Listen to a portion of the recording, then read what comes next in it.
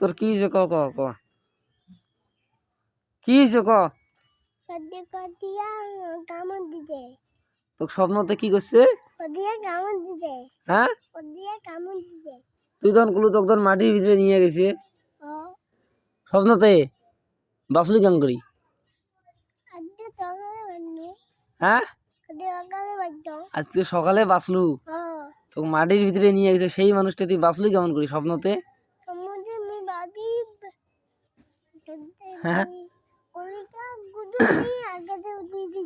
ও স্বপ্নতে তো কোনটাই নিয়ে গেছে?